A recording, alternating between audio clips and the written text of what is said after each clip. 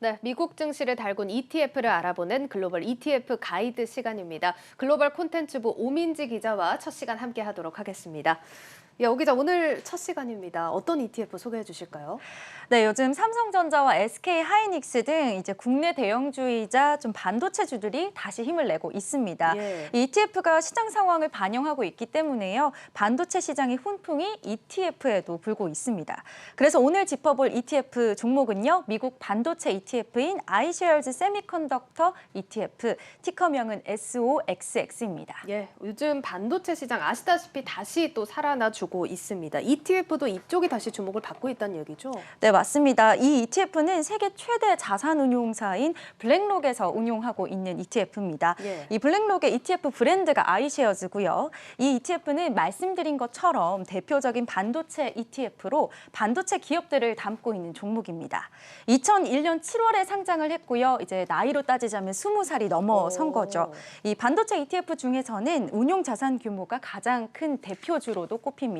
예. 현재 운용 자산은 92억 4천만 달러로 하나로 하면 10조 8,500억 원입니다. 이 보수는 0.43%인데요. 평균적으로 0.5% 미국 ETF가 가져가고 있는데 예. 여기에 비하면 좀 낮은 수준이죠. 지금 이 SOXX 오래됐기도 됐고 글로벌 ETF에 관심 있으신 분들은 많이들 알고 계시더라고요. 예, 맞습니다. 이 해외 ETF 투자를 좀 생각해 보신 분들이라면 한 번쯤 들어보셨을 수 있습니다. 특히 반도체에 투자해볼까 하시는 분들이라면요. ETF들 중에서 이 ETF 중 만들어진 지도 오래됐고 또 예. 운용 규모도 크다 보니까 이 SOXX 한 번쯤 생각해 보셨으리라 생각이 드는데요. 올해 들어서 국내 서학개미들이 이 ETF를 얼마나 구매했는지 한번 봤는데요. 순매수 결제 규모를 보니까요.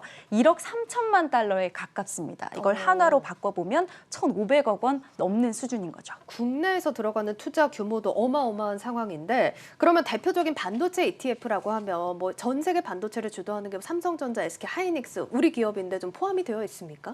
이 SOXX에는 많이 포함되어 있지는 않습니다. 예. 이 SOXX가 미국 반도체 기업에 집중하고 있어서요. 삼성전자나 SK 하이닉스 등 국내 기업은 좀 비중이 매우 적습니다. 예. 이 SOXX는 필라델피아 반도체 지수를 추종하고 있습니다. 그래서 미국에 상장되어 있는 30대 반도체 회사에 투자하고 있는데요. 예. 국가별로 한번 보시면 미국이 88%를 넘어서면서 대부분을 차지하고 있고 국내는 0.20%밖에 되지 않습니다. 예.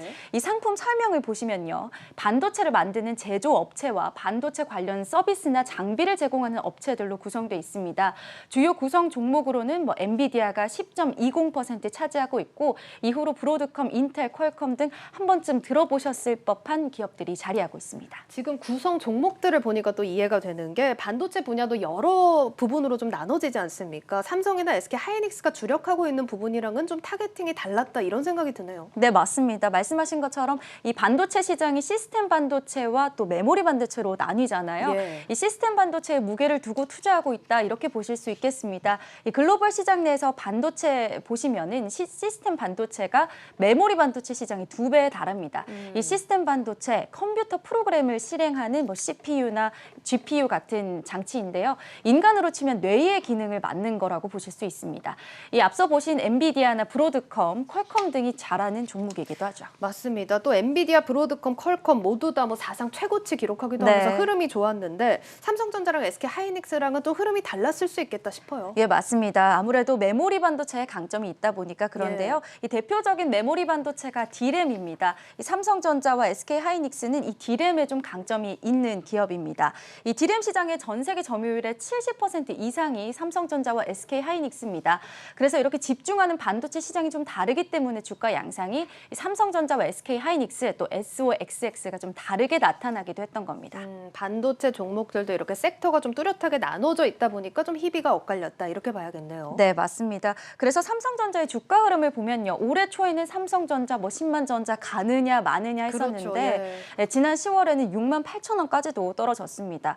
또 SK 하이닉스도 올해 초에 잘 나가다가 주가가 10월 초에는 9만 원 초까지 떨어졌죠. 하지만 이 SOXX는 올해 꾸준히 상향하는 방향으로 주가가 움직였습니다.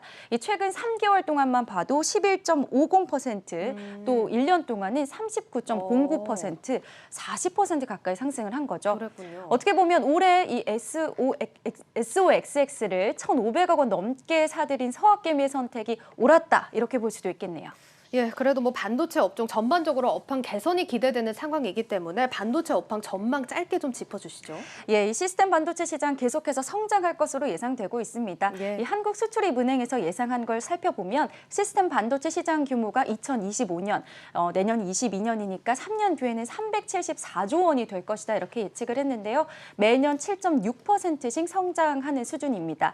이제 뭐 자율주행차도 나오고 있고요. 수요가 계속해서 더 많아질 것으로 예상되기 때문에 오늘 소개해드린 SOXX ETF 투자에 참고해 보시는 것도 좋을 것 같습니다. 예, SOXX 관심 가져보시면 좋을 것 같습니다. 여기까지 듣겠습니다. 글로벌 콘텐츠부 오민지 기자와 함께했습니다. 잘 들었습니다.